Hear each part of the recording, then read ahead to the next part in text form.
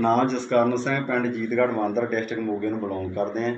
ਦੋਸਤੋ ਪਹਿਲਾਂ ਤਾਂ ਮੈਂ ਧੰਨਵਾਦ ਕਰਦਾ ਜਿਨ੍ਹਾਂ ਨੇ ਇਹ ਪ੍ਰੋਡਕਟ ਮੇਰੇ ਕੋਲ ਲੈ ਕੇ ਆਂਦਾ, ਕਿਉਂਕਿ ਪਹਿਲਾਂ ਮੈਨੂੰ ਹੋਰ ਕੰਮ ਕੋਈ ਨਹੀਂ ਸੀ, ਇਕੱਲੀ ਮੈਡੀਸਨ ਖਾਣ 'ਤੇ ਸੀ। ਇੰਨੀਆਂ ਬਿਮਾਰੀਆਂ ਲੱਗੀਆਂ ਹੋਈਆਂ ਮੈਨੂੰ ਔਰ ਮੇਰੀ ਮਿਸਿਜ ਨੂੰ।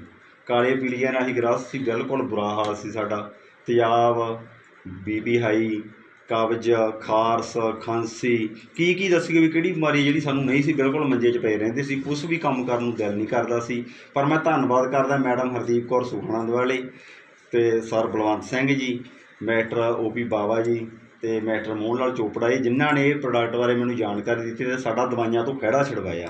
ਕਿਉਂਕਿ ਅਸੀਂ 1 ਮਹੀਨੇ ਦਾ ਡਾਕਟਰ ਰਾਜਨ ਸਿੰਘਲਾ ਕੋਟਕਪੂਰੇ ਹੈ, ਆਪਣੇ ਨੇੜੇ ਕੋਈ 18 ਤੋਂ 20,000 ਰੁਪਏ 1 ਮਹੀਨੇ ਦਾ ਅਸੀਂ ਉਹਨਾਂ ਨੂੰ ਦੇ ਹੁੰਦੇ ਸੀ।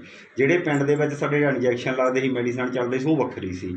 ਪਰ ਅੱਜ 14 ਨਵੰਬਰ ਤੋਂ ਅਸੀਂ ਇਹ ਪ੍ਰੋਡਕਟ ਖਾਣੇ ਸ਼ੁਰੂ ਕੀਤੇ ਸੀ, ਰੈਗੂਲਰ ਖਾ ਰਹੇ ਹਾਂ। 1 ਦਸੰਬਰ ਤੋਂ ਲਾ ਕੇ ਅੱਜ ਤੱਕ ਇੱਕ ਵੀ ਗੋਲੀ ਜੇ ਕੋਈ ਪ੍ਰੂਫ ਕਰਦੇ ਮੈਂ ਲਈ ਹੋਵੇ ਕਿਸੇ ਮੈਡੀਕਲ ਸਟੋਰ ਤੋਂ ਜਾਂ ਕਿਸੇ ਡਾਕਟਰ ਤੋਂ, ਤਾਂ ਮੈਂ 50,000 ਰੁਪਇਆ ਨਾਮ ਦੇ ਦੂੰਗਾ। ਮੈਂ ਇੱਕ ਵੀ ਗੋਲੀ ਨਹੀਂ ਇਸ ਤੋਂ ਬਾਅਦ ਇਹ ਲਈ ਕੋਈ। ਠੀਕ ਹੈ ਜੀ। ਦੂਸਰੀ ਗੱਲ ਕਰਦੇ ਇਨਕਮ ਦੀ ਜੀ, 2000 ਤੁਸੀਂ ਬੰਦ ਕਰ ਚੁੱਕਾ, 5,000 ਦੀ ਮੇਰੀ ਤਿਆਰੀ ਹੈ।